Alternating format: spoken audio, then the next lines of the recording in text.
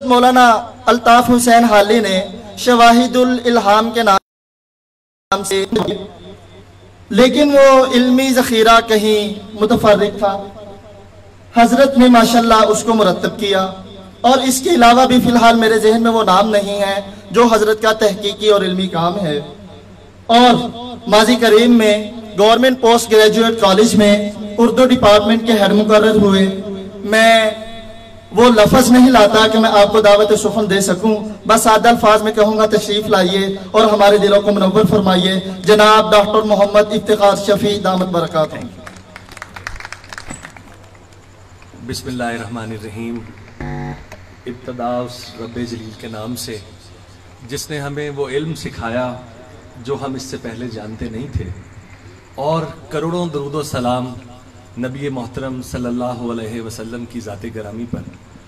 ابھی میرے عزیزم اسماعیل کہہ رہے تھے کہ مجھے الفاظ نہیں مل رہے کہ کن الفاظ میں بولاؤں۔ وہ بار بار مجھے حضرت کہہ رہے تھے، اور میں سوچ رہا تھا پتہ نہیں یہ کن معنوں میں حضرت کہہ رہے ہیں، یہ انورٹڈ کاماز کے ساتھ کہہ رہے ہیں یا عام جو عرفی معنی ہیں ان میں کہہ رہے ہیں۔ بہرحال مجھے آج کی اس تقریب میں آ کر بہت زیادہ خوشی ہوئی۔ میں پہلے آپ سے معافی چاہتا ہوں دو باتوں کی۔ ایک تو یہ کہ جو میرے بارے میں انہوں نے کلمات ارشاد فرمائے، میں ایک طالب علم ہوں اور میری بالکل کوئی حیثیت نہیں ہے۔ ابھی میں آپ کے سامنے ایکسپوز ہو جاؤں گا، آپ کو پتہ چل جائے گا کہ میں اتنا پڑھا لکھا آدمی نہیں ہوں جتنا کہ انہوں نے میرے بارے میں فرمایا۔ دوسری بات یہ کہ آج کی اس تقریب میں، آج کی اس نشست میں مجھے حاضر ہو کر آپ یقین کیجئے میں نے پاکستان میں بھی اور ایک پاکستان سے باہر بھی علمی ادبی تقریب میں میں حاضر ہو چکا ہوں۔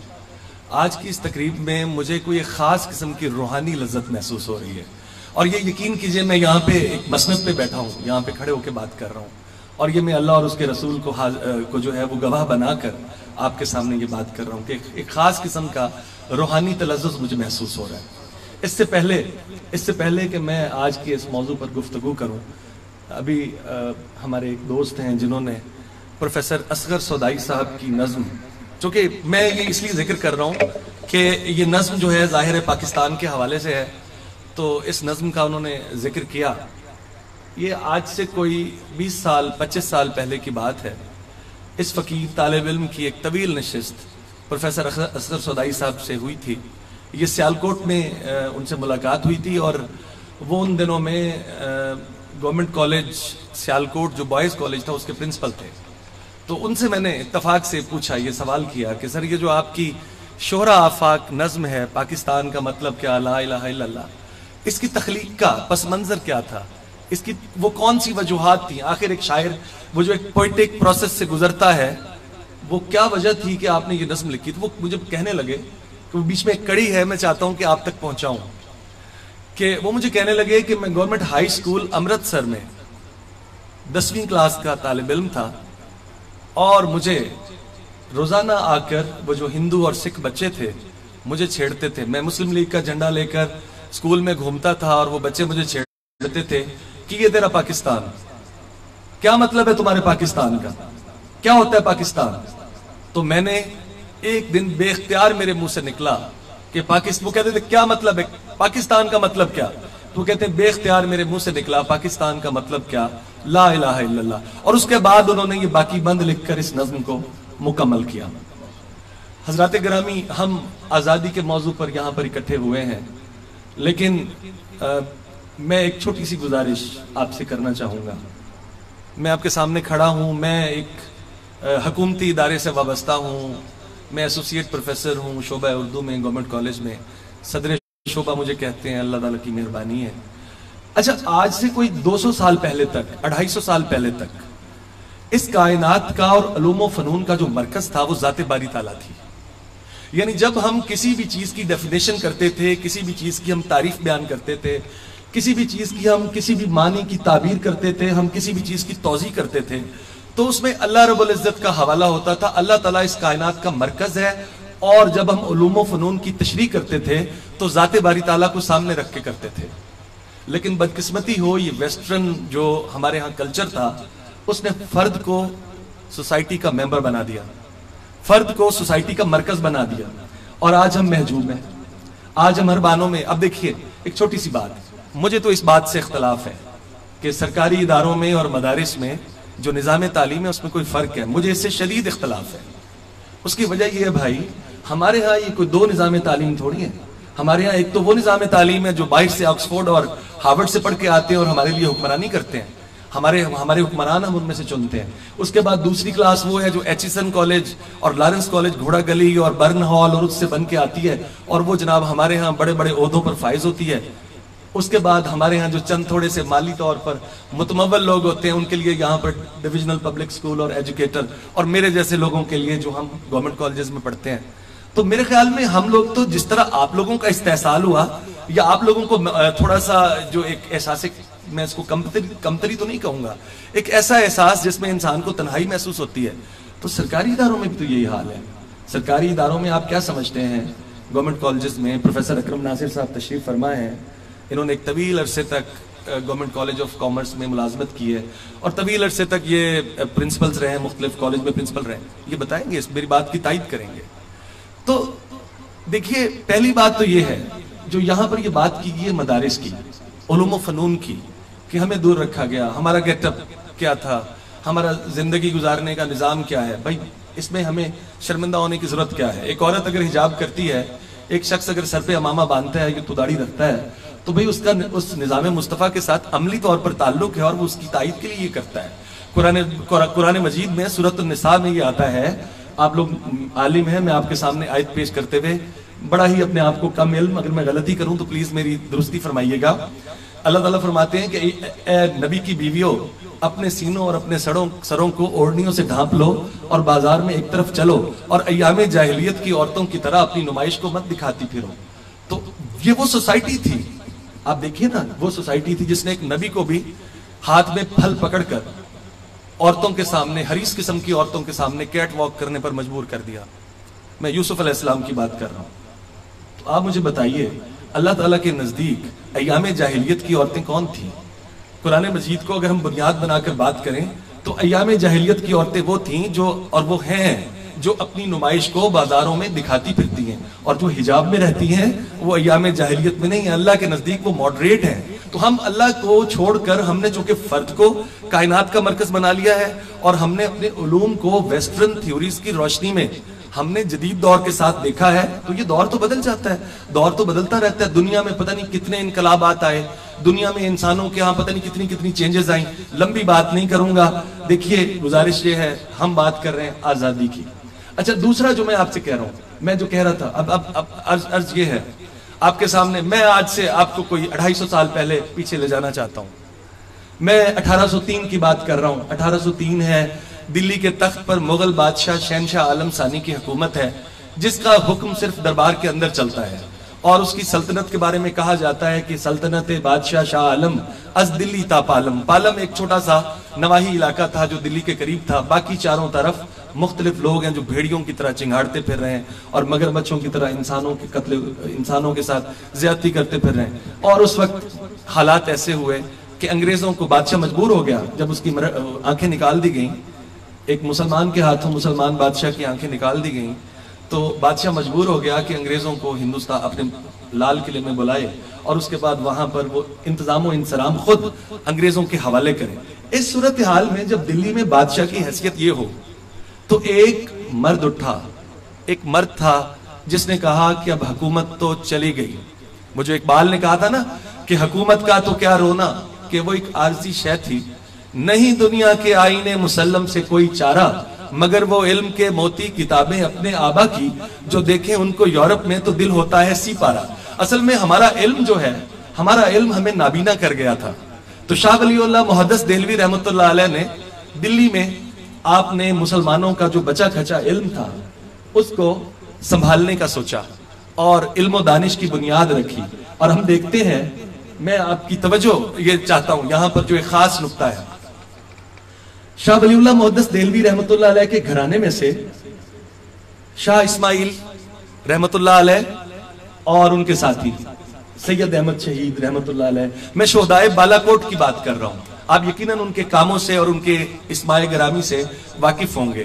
شاہ اسماعیل شہید اور مولوی اسماعیل شہید جب بالا کوٹ میں شہید ہو گئے تو حضرات گرامی ان کے سپاہیوں میں سے، ان کے ساتھیوں میں سے ایک بزرگ تھے جن کا نام تھا مولوی مملوک علی۔ مولوی مملوک علی صاحب نے دلی میں ایک مدرسہ بنایا۔ اس مدرسے میں 2 طلبہ تھے جنہوں نے آگے چل کر ہندوستان میں نام پیدا کیا۔ ایک سر سید احمد خان جنہوں نے علی گڑھ کالج بنایا اور یونیورسٹی کے درجے پر پہنچایا، اور دوسرے شاگرد تھے مولانا محمد قاسم نانوتوی رحمۃ اللہ علیہ جنہوں نے دارالعلوم دیوبند کی شاید بنیاد رکھی۔ تو آپ یہ دیکھیں، اگر آپ اس علم، یہ جو ہمارا دوہرا نظام تعلیم ہے، اگر آپ اس کی بنیاد دیکھیں نا، ہمارے ہاں مولانا قاسم نانوتوی رحمۃ اللہ علیہ، وہ مدارس کے حوالے سے ان کا ایک خاص اس پورے سینیریو میں ان کا بڑا نام ہے، بڑا مقام ہے، جبکہ سر سید کو آج کا ہمارا جو جدید نظام تعلیم ہے، انگریزی نظام تعلیم ہے، اس کا بانی کہا جاتا ہے۔ تو بھئی کہاں جائیں گے آپ؟ سلسلہ تو اس کا وہیں جا کے مولوی مملوک علی صاحب رحمۃ اللہ علیہ کے ذریعے سے مولانا جو سید احمد شہید اور شاہ ولی اللہ محدث دہلوی رحمۃ اللہ سے جا ملتا ہے۔ یہ میں آپ کو حوالے کے ساتھ بات کر رہا ہوں، میری بات ہوا میں نہیں اڑانے والی، یعنی میں باقاعدہ آپ کو پورے اس کے ساتھ بات کر رہا ہوں۔ اچھا، جو آزادی ہے، آزادی کی بات، اب آزادی کے لفظ کو بھی ہم نے ویسٹرن تھیوریز کے اس میں تناظر میں دیکھا ہے۔ ڈیوڈ ہیوم نام کا ایک فلسفی ہے، وہ کہتے ہیں، وہ آزادی کی تعریف کرتے ہوئے وہ کہتے ہیں کہ Liberty is the perfection of civil society, آزادی سول سوسائٹی کی پرفیکشن کا نام ہے۔ تو میں دیکھ رہا تھا سول سوسائٹی کیا ہے، بھئی ہمارے ہاں لوگ مر جاتے تھے تو قرآن خوانی ہوتی تھی، آپ نے موم بتی جلانے والے لوگ دیکھے ہوں گے، یہ ساری یہ کیا ہے، یہ ویسٹرن، یہ وہی ہیں جس کو ہم سول سوسائٹی کہتے ہیں۔ کسی کے مرنے پر خاموشی اختیار کرنا، کسی کے مرنے پر شمع جلانا، کسی کے مرنے پر، یہ ایک عالمگیریت کا کلچر ہے جس نے، آپ یہ سمجھ لیں کہ ہمارے ساتھ ایسا کھلواڑ ہو رہا ہے کہ آزادی کی تعریف بھی ہم انگریزوں کے دیے ہوئے جو نقطہ نظر ہے اس کے مطابق کرتے ہیں۔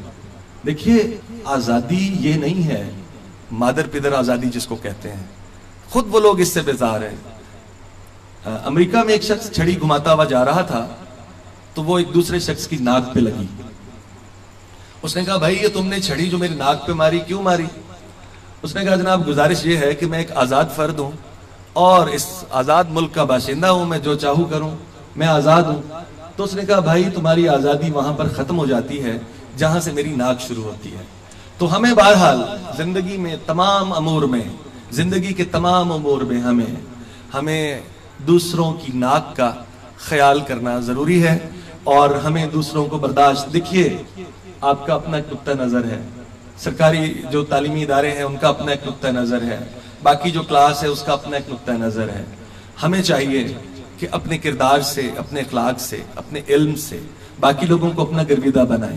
میں آپ کے سامنے حضرت نظام الدین اولیاء رحمۃ اللہ علیہ کا ایک جملہ کوٹ کروں گا۔ انہوں نے دریائے جمنا کے کنارے کچھ ہندوؤں کو عبادت کرتے ہوئے دیکھا تھا، تو انہوں نے کہا تھا، ہر قوم راست راہے دین و قبلہ گاہے۔ طرز عبادت کو دیکھ کر لگتا ہے کہ دنیا کی ہر قوم راہ راست پر ہے۔ اور یقین کیجئے، مولانا حضرت مرزا مظہر علی جانے جانا رحمۃ اللہ علیہ، مجھے ان کے ساتھ ایک خاص عقیدت ہے، دلی میں سلسلہ نقشبندیہ کے خاص بزرگ، وہ ہندوؤں کو اہل کتاب مانتے ہیں۔ مولانا ابوالکلام آزاد ہندوؤں کو اہل کتاب مانتے ہیں۔ وہ کہتے ہیں کہ ویدیں جو ہیں، یہ جو جس طرح قرآن مجید کی حفاظت کی گئی ہے، ہندوؤں نے اپنے ویدوں کی خاص طور پر حفاظت کی ہے۔ یہ علیحدہ بات ہے کہ ان کے بعد میں جو ہے وہ تعلیمات میں فرق آ گیا اور انہوں نے اس پہ تبدیلیاں بھی کی ہوں گی، لیکن بہرحال میں آپ کو یہاں پر یہ وہ تلقین نہیں کرنے جا رہا۔ اصل میں جو بات مدارس کی ہے، یقین کیجئے آپ میرے کالج تشریف لائیں کبھی، وہاں پر ہماری جو فیکلٹی ہے تقریباً 150 لوگ ہیں، ان میں سے 70 کے قریب لوگ ایسے ہوں گے جو ماشاءاللہ بارش ہیں، شرع کے پابند ہیں، اور ہر لحاظ سے جو دین متین کی جو ریکوائرمنٹس ہیں اس پر پورے اترتے ہیں۔ ٹھیک ہے، تو ایک بات۔ دوسری بات یہ کہ بالکل ایک بات اور بھی ذہن میں رکھیں، ابھی سوال اٹھا تھا آپ کے سامنے، میرے پاس وقت ہے نا، ابھی سوال اٹھا تھا ہمارے سامنے کہ جناب ہمارے ہاں بڑے بڑے لوگ پیدا ہونے کیوں بند ہو گئے۔ ابھی عمران جعفر صاحب میرے بھائی بات کر رہے تھے کہ جی مدارس میں بڑے بڑے لوگ پیدا ہوتے تھے، شیخ عبد القادر جیلانی رحمۃ اللہ علیہ سے لے کر جابر بن حیان تک، اور ابن رشد سے لے کر ابن عربی تک، اختلافات کے باوجود آپ یہ بات کر سکتے ہیں۔ ٹھیک ہے، تو وہ کیوں نہیں پیدا ہو رہے؟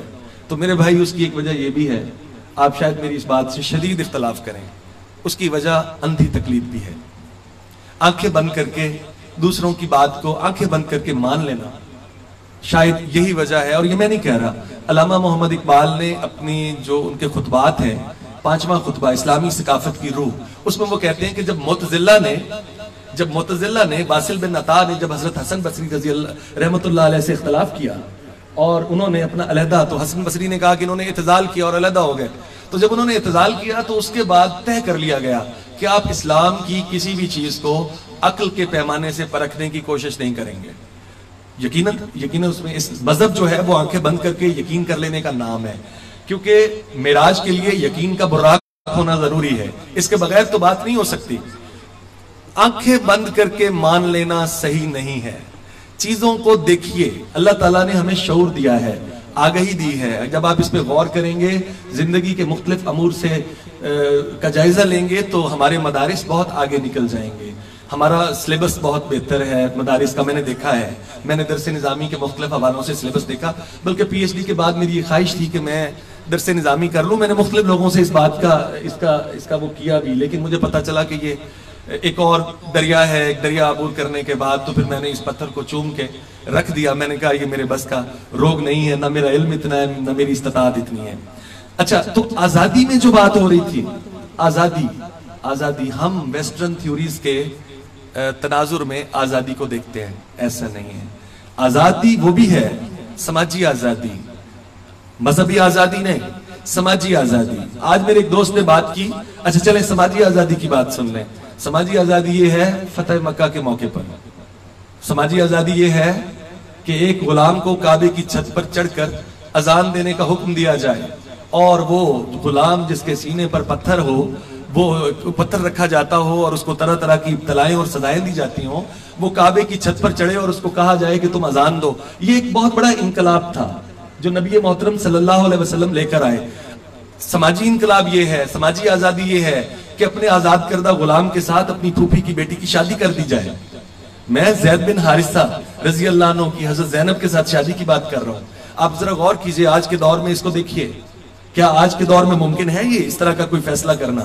ہمارے علماء کرام فیصلہ کریں، کیا آج کے دور میں یہ ممکن ہے کہ کسی ملازم کے ساتھ اپنی کسی بہت بڑے خاندان جو قریش کا، مطلب اس علاقے کا سب سے بڑا خاندان، اتنے بڑے سادات گھرانے یہاں ہمارے پاکستان میں موجود ہیں، انہوں نے تو فتوے دے رکھے ہیں کہ جی سید کا غیر سید سے نکاح نہیں ہو سکتا، شادی نہیں ہو سکتی، محض اپنی گدیوں کو بچانے کے لیے، محض اپنے ان سلسلوں کو بچانے کے لیے۔ تو جناب یہ چیزیں ہیں جن کو بنیادی طور پر دیکھنا ضروری ہے۔ باقی میں آپ کو ایک بات بتاؤں، بس میری بات ختم ہونے والی ہے۔ میں آزادی کی بات کر رہا ہوں، آزادی اللہ تعالیٰ اور اس کے رسول کے بتائے ہوئے جو اصول ہیں ان کے دائرہ کار میں رہتے ہوئے آزادی ہے۔ آزادی یہ نہیں ہے جس طرح یورپ میں آزادی ہے کہ سڑک پر برہنہ لوگ آ جائیں اور ہم کہیں کہ چلیں برداشت کر لیتے ہیں، یہ آزادی ہے، آزادی یہ نہیں ہے۔ اچھا، ہمارے ہاں جو آزادی ہے، ہمارے ہاں جو جدوجہد شروع ہوئی آزادی کی، اس کا تعلق میرے عزیزان گرامی، اس کا تعلق بہت ساری چیزوں کے ساتھ ہے۔ آپ ذرا غور فرمائیے، پچھلی صدی کے آغاز میں پہلی جنگ عظیم کے بعد ترکی کا ٹکڑوں میں تقسیم ہونا، جنگ بلکان اور جنگ طرابلس، اس دور میں ریڈیو نہیں تھا، ٹیلی ویژن نہیں تھا، اس دور میں ہمارے یہ رہنمائی تھے۔ کون سے رہنما تھے؟ ہمارے رہنما تھے علامہ محمد اقبال، مولانا محمد علی جوہر، مولانا شوکت علی۔ میں حیران ہوتا ہوں ہمارے علماء کیوں نہیں تھے وہاں، ہمارے علماء کیوں اس طرح کے تھے؟ بلا شبہ یہ علماء ہی تھے۔ میں جو بات کر رہا ہوں، انجمن حمایت اسلام کا جلسہ ہو رہا ہے، ویژن، عوام کی روح کے ساتھ کھیلنا۔ اب یہ جو الیکشن ہوئے ہیں، مذہبی جماعتیں بری طرح کیوں ہاری ہیں حضرت؟ اسلام کا نظام میں بھی لانا چاہتا ہوں۔ ابھی جو بچہ تقریر کر رہا تھا، یقین کریں میرا دل بڑا اداس تھا۔ ہم کہتے ہیں جی اسلامی نظام لائیں گے، اسلام کا دستور لائیں گے، ہم کیوں نہیں لا سکے؟ کیوں ہاری ہیں؟ بھائی عوام کے ساتھ اپنی فریکوینسی تو ملائیں۔ جب خانقاہ کی، مدرسے کی فریکوینسی عوام کے ساتھ مل جاتی ہے تب انقلاب آتا ہے۔ فریکوینسی ملائیں، فریکوینسی کا ملنا بہت ضروری ہے، اور اس کے لیے محبت کی بات ہے۔ میں نے نظام الدین اولیاء رحمۃ اللہ علیہ کا قول آپ کو بتا دیا۔ اچھا، اب اس میں کیا تھا؟ جنگ بلکان اور جنگ طرابلس میں، اب آپ نے وہ سنا ہوگا، ایک فاطمہ نامی بچی زخمیوں کو پانی پلاتے ہوئے شہید ہوئی، اقبال نے اس پر بھی نظم لکھی، ایک کتاب ہے مجالس اقبال۔ اب اس میں ایک مجلس ہے جس میں اقبال سے ان کی نظمیں سنی جا رہی ہیں، ہزاروں کی تعداد میں مجمع وہاں پر بیٹھا ہے، اقبال کے والد شیخ نور محمد، جن کو وہ ان پڑھ فلسفی کہا کرتے تھے، وہ نیچے سامعین میں بیٹھے ہیں. ان کے سامنے بیٹے کو پھولوں کے ساتھ تولا گیا ہے اور اس کے بعد ان سے کہا گیا کہ نظم سنائیں. اور وہ نظم کیا ہے؟ اقبال کی کلیات میں وہ نظم موجود ہے، حضور رسالت مآب میں. نظم کا موضوع کچھ اس طرح سے ہے کہ میں جا رہا تھا کہ مجھے اچانک فرشتے آئے اور انہوں نے مجھے اٹھایا اور مجھے لے گئے آسمانوں پر.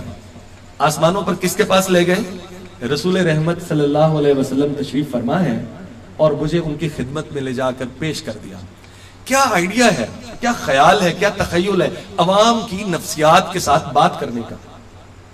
اچھا، اب وہ کیا پوچھا؟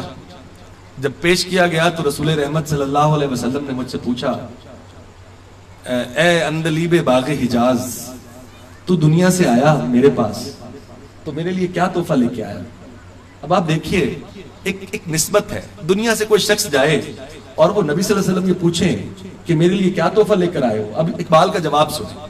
حضور، دہر میں آسودگی نہیں ملتی، حضور دہر میں آسودگی نہیں ملتی، ہمیں تلاش ہے جس کی وہ زندگی نہیں ملتی. ہزار لالا و گل ہے ریاض ہستی میں، وفا کی جس میں ہو بو وہ کلی نہیں ملتی. مگر میں نظر کو ایک آبگینہ ساتھ لایا ہوں، یہ چیز وہ ہے جو جنت میں بھی نہیں ملتی. جھلکتی ہے تیری امت کی آبرو اس میں، طرابلس کے شہیدوں کا ہے لہو اس میں. جب کہا جاتا ہے، جب انہوں نے، یعنی ظاہر ہے شہیدوں کا لہو جنت میں نہیں ہوتا اور وہ جنت سے بھی بڑھ کر اہم ہے. تو نبی صلی اللہ علیہ وسلم سے جب یہ کہا گیا کہ میں برتن میں یہ جو آپ کے لیے تحفہ لے کر آیا ہوں یہ جنت میں بھی نہیں ہے، میں طرابلس کے لیبیا پر جو اٹلی نے حملہ کیا اس کے نتیجے میں جو لوگوں کا لہو بہا، میں اس کا تحفہ لے کر آیا ہوں جو جنت میں بھی آپ کو نہیں ملے گا. کہا جاتا ہے، مجالس اقبال کتاب ہے، اس میں لکھا ہوا ہے کہ لوگوں نے اپنی پگڑیاں، اپنے امامے ہوا میں اچھال دیے اور لوگ ایسے تڑپنے لگے آخری شعر پر جا کر کہ جیسے کوئی مرغ بسمل ہوتا ہے، جیسے کوئی ماہی بے آب. تو یہ ہے ہمارا وہ پس منظر. آپ کو پتا ہوگا یہ سب سے پہلے پاکستان سے پہلے وہ جو نعرہ لگا تھا نا، اس سے پہلے دنیا میں کہیں پر بھی کوئی مسئلہ ہوتا تھا، ہم پاکستان کے شہری سب سے آگے آگے ہوتے تھے. مسئلہ فلسطین ہو، کوئی جناب عراق پر امریکہ کا حملہ ہو، افغانستان پر روس کا حملہ ہو، اس کے پیچھے یہی چیز تھی کہ ہمارے بزرگوں نے ہمیں جو کلچر دیا تھا وہ یہ تھا کہ ہم دنیا میں کہیں پر بھی مسلمانوں کو کوئی مسئلہ ہوتا تھا تو ہمارے ہاں وہ ملت کا تصور تھا، اور وہ ملت کا تصور دنیا کے کسی ملک میں نہیں ہے. عرب پہلے عرب ہیں، بعد میں مسلمان ہیں. یقین کریں میں نے اتنے نبی صلی اللہ علیہ وسلم کا قبیلہ ہے، میں نے ان کا لٹریچر بھی پڑھا ہے، میں نے ان سے باسٹرڈ کوئی نہیں دیکھا عملی زندگی میں اور ان کی شاعری میں اور ان کے کلچر میں. ایرانی پہلے ایرانی ہیں، وہ 2000 سالہ پرانی تاریخ پر بات کرتے ہیں. وہ ٹھیک ہے اپنا جو بھی ان کا کلچر ہو، جو بھی انہوں نے اس کو بنایا ہو، لیکن وہ پہلے ایرانی ہیں. ہم یقین کریں انڈو پاک کے مسلمان ہیں، جو پہلے مسلمان ہیں پھر پاکستانی اور پھر ہندوستانی ہیں.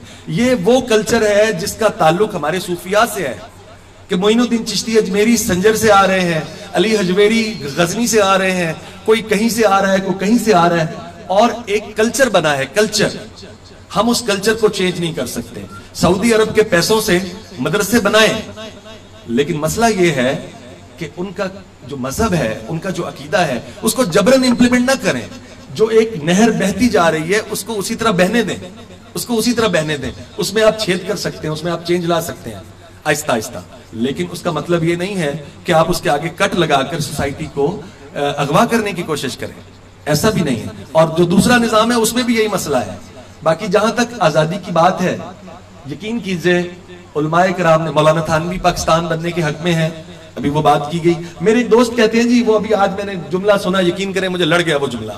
میرے ایک دوست تھے، آج انہوں نے تقریر کرتے ہوئے کہا، ایک کالج میں میرے فنکشن تھا، کہ ہم جغرافیائی لحاظ سے، نسلی لحاظ سے اور تاریخی لحاظ سے ہندوؤں سے مختلف تھے، اس لیے ہم نے ملک بنایا.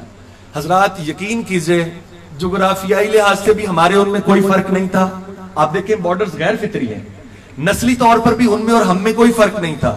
کئی ایسی قومیں ہیں جو آدھی ہندو ہیں، آدھی مسلمان ہیں، ان کا ہمارا لسانی حوالے سے، کلچر کے حوالے سے بھی کوئی فرق نہیں تھا. ہمارا فرق تھا تو مذہب کا فرق تھا.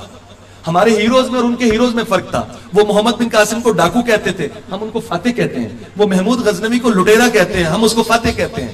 تو تو یہ جو ہیروز کا فرق تھا، کیونکہ ہم جو پاکستان ہے، ایک جملہ میرا یاد رکھیے گا ساری زندگی، پاکستان نہ تو جغرافیائی حوالے سے بنا ہے، نہ پاکستان لسانی حوالے سے بنا ہے، نہ پاکستان نسلی حوالے سے بنا ہے، پاکستان تاریخیت میں آنکھ کھولتا ہے، پاکستان کا تعلق تاریخ سے ہے، اور ہمارے لیے فخر ہے کہ ہم جس خطے میں رہتے ہیں وہ یہاں پر تحریک کسور بٹ بھائی کے حوالے سے عمران جعفر نے بات کی تھی، تو وہ مجھے ایک شعر یاد آ رہا ہے اس کا، وہ جو یہاں پر 1857 میں انگریزوں کے خلاف جد و جہد آزادی احمد خان کھرل اور سوجا بدرو اور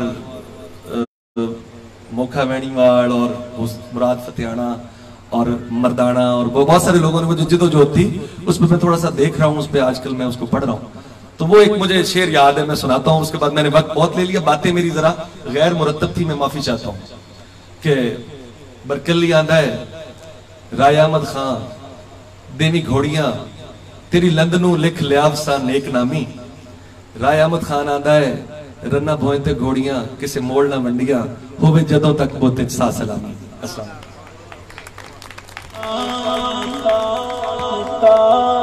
پیارا پاکستان ہمارا پاکستان، پیارا پاکستان ہمارا پاکستان، پیارا پاکستان،